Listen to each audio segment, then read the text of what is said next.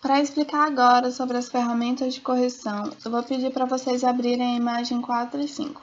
Eu já abri aqui no meu computador. A imagem 4, da mesma forma que a imagem 3, ela está com fundo bloqueado. Aí é aquela questão, apertar com o botão direito, duplicar a camada e transformar a camada de plano de fundo invisível. A imagem 5 não está com o fundo bloqueado. Beleza. Para começar com as ferramentas de correção, é onde tem esse band-aidzinho aqui. E a primeira ferramenta é essa ferramenta de pincel de recuperação de manchas.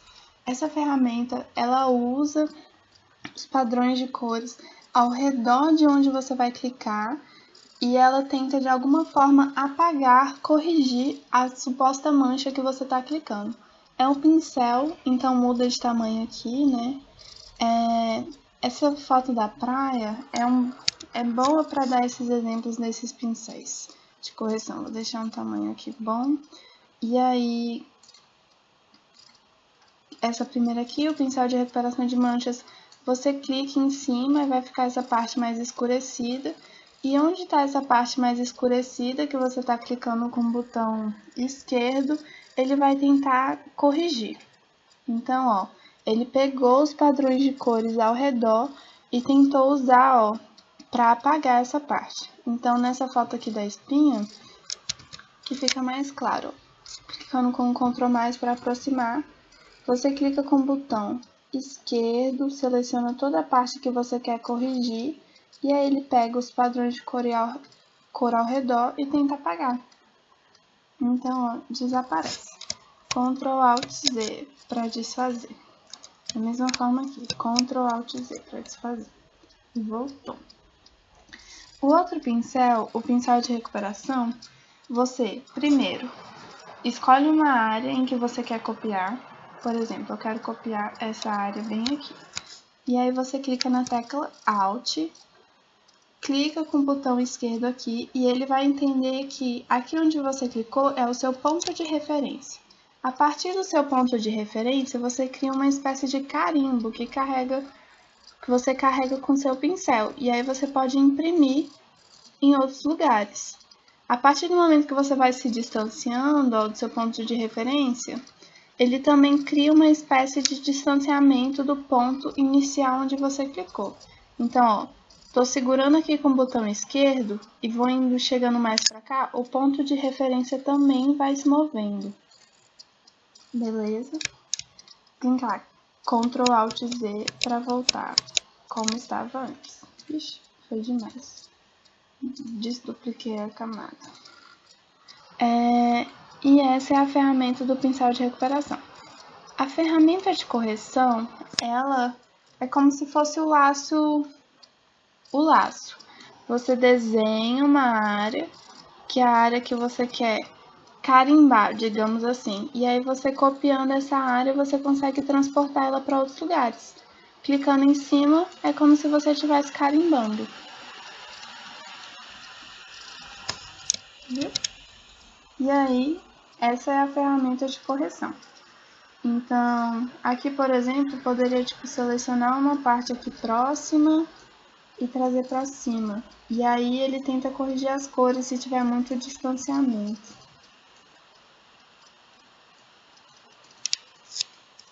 Ctrl+Alt+Z para desfazer. E Ctrl+D para cancelar a seleção. Vou desfazer isso daqui para a gente continuar com as ferramentas de correção. Desdupliquei de novo. A próxima ferramenta é a ferramenta de mover sensível ao conteúdo. Ela, ao invés do pincel de correção, a gente é como se fosse o laço, né? Pega uma parte e continua carimbando a partir da parte que você selecionou, mas esse mover, ele realmente transfere o conteúdo que você selecionou para outro lugar e tenta tampar o buraco que você deixou. Então, eu quero trazer essa moça para cá, e aí ele vem e tenta corrigir a parte que eu deixei em branco. Então, se eu quiser, trazer todas essas pessoas que estão nesse canto da praia e deixar esse pedaço aqui da praia vazio para transformar alguma coisa nele, eu posso tentar mover todo mundo. E aí vai sendo assim, gente. Essas são as ferramentas de correção que estão aqui nesse cantinho aqui. Então, voltando aqui para como estava originalmente, começando a explicação sobre os pincéis.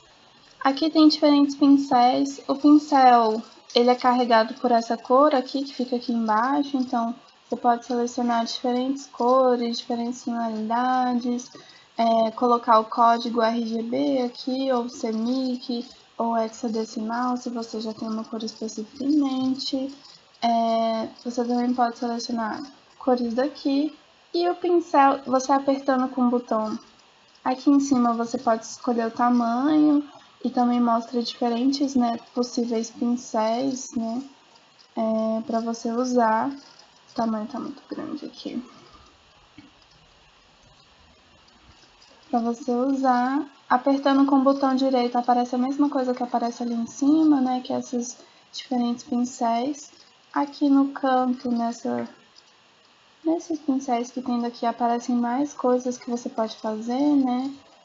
Sobre dispersão, dinâmica da forma, textura do pincel, espaçamento entre um e outro, selecionar aqui o tamanho, a dureza, essa questão do espaçamento, né, entre uma pincelada e outra. Tudo isso pode ser modificado, né? É interessante quando você está tentando fazer um desenho ou alguma coisa assim. Vou apertar Ctrl Alt Z para voltar como estava antes. O lápis, ele é a mesma coisa, ele é um tipo de pincel, né, que está aqui embaixo, ele tem as mesmas propriedades. O próximo que tem é a ferramenta de substituição de cor. A ferramenta de substituição de cor é assim. Você aperta Alt e seleciona um ponto, e aí ele vira como se fosse conta-gotas. Seleciona uma cor específica. E a partir dessa cor específica, vou apertar o Ctrl mais aqui para aproximar, é como se fosse um filtro, assim. A partir dessa cor, ele vai tentando pintar aquilo que você está apertando para ficar mais ou menos na mesma tonalidade, assim, uma tonalidade agradável a partir do que você apertou com o Alt, né? Agora tá ficando tipo um tom meio preto e branco, porque eu acho que a parte que eu apertei tava meio escura. Mas é mais ou menos isso que funciona. Ctrl Alt Z para voltar. O outro é ferramenta pincel de mistura. Essa ferramenta do pincel de mistura, você carrega o pincel. Aqui em cima tem a cor, né? Opa! Você carrega ele com diferentes cores, por exemplo, esse amarelo aqui. E aí o pincel tá carregado, né? Você pode carregar, limpar, carregar com cor sólida. E aí ele tenta pintar por cima, misturando essa cor que está carregada com a cor que está de baixo. Como que é uma foto, não tá funcionando muito bem, assim, ele tá ficando meio esquisito. Mas quando você está tentando fazer um degradê ou uma imagem que seja mais limpa, assim, que não seja uma foto exatamente, esse pincel é uma boa solução. Apertando Ctrl Alt Z para desfazer. Aqui embaixo tem o carimbo. O carimbo, deixa eu diminuir ele um pouquinho. Ele funciona da mesma forma que o pincel de correção. Você aperta Alt e é como se você criasse um ponto de referência. E aí, a partir desse ponto de referência, você vai carimbando. Uma coisa interessante é que ele leva bem a sério assim essa questão do ponto de referência, e quanto mais você se distancia, é como se você estivesse tentando carimbar toda a foto a partir do seu ponto de referência. Então, meu ponto de referência foi mais ou menos aqui, e se eu continuar apertando com o botão esquerdo, ele vai reproduzir toda a foto de novo, toda a praia, a partir do ponto de referência que continua me seguindo. Ele continua com a mesma distância que eu estava antes. E aí, é uma ferramenta interessante se você procura repetição, né? Alguma coisa diferente assim nesse sentido. Apertar Ctrl Alt C para voltar. A ferramenta de carimbo padrão. O Photoshop tem algumas estampas aqui, né? Eu pessoalmente não acho elas muito bonitas, mas se você quiser carimbar com elas também pode. O carimbo de padrão tá aí. Essa daqui é a ferramenta do pincel histórico. Essa ferramenta é muito boa caso você esteja há muito tempo fazendo modificações e não, o Ctrl Alt Z ele funciona até um certo número de vezes. Então você está há muito tempo mexendo em várias coisas, apaga aqui, pinta ali, e o Ctrl Alt Z está parando de funcionar. E você está meio desesperado, querendo voltar para o original, porque não está gostando do resultado. Aí você vem aqui com o pincel histórico e aí a partir do momento que você vai apertando, ele volta exatamente como estava a foto original. Né? Todas as modificações que você vê, que você fez, voltam ao normal. A ferramenta Pincel História da Arte, ela tenta transformar o que você está apertando num estilo meio artístico, como se fosse tinta, né? Alguma coisa assim. Esses estilos ficam aqui em cima. Pessoalmente também não funciona bem com foto, né? Mas só para demonstrar, apertando aqui por estar apertado, esse estilo aqui, e você vai clicando assim por cima e ele vai tentando transformar como se fossem pinceladas, tinta, alguma coisa próxima a isso, né? Voltando aqui para como estava original. E esses são os pincéis e carimbos também. Essas outras ferramentas aqui de baixo, eu não vou me delongar muito nelas, não vou explicar muito assim, eu vou só passar por cima. A borracha, ela tem outras formas, né? A borracha em si a gente já usou, borracha de pano de fundo é muito parecida. A ferramenta de borracha mágica, ela tem o mesmo princípio da varinha mágica, de tentar apagar coisas, tentando reconhecer padrões. Não é uma boa de ser usada em fotos também. O balde de tinta, todo mundo conhece mais ou menos como funciona, né? Ele pinta um espaço delimitado, ele funciona melhor não funciona bem com fotos, né? Ele funciona bem quando tem formas delimitadas. Como vê, não fica muito bom com fotos, né? Mas ficou bom até, parece que as pessoas estão deitadas no céu. Mas quando tem uma forma específica, né? Eu vou criar aqui um retângulo, rasterizar a camada, alterar a cor, e aí, né? O balde de tinta funciona bem para pintar. Ctrl Alt Z para sumir. Essas duas ferramentas aqui de baixo, elas servem para foto, né? Ferramenta de desfoque. Vou apertar Ctrl mais para aproximar aqui para ver melhor. Ela deixa as coisas mais desfocadas, né? Menos nítidas. A outra ferramenta é a ferramenta de nitidez. Essa imagem aqui tá péssima porque ela tá toda pixelada, mas ela costuma deixar as cores mais contrastantes, né? Vai ficar mais nítido. A ferramenta de borrar, ela borra, né? Autoexplicativo. Aqui em baixo tem a subexposição e a superexposição, que eles alteram as cores, né? Tornando as cores um pouco diferentes. Subexposição e superexposição. E é isso dessas ferramentas aqui.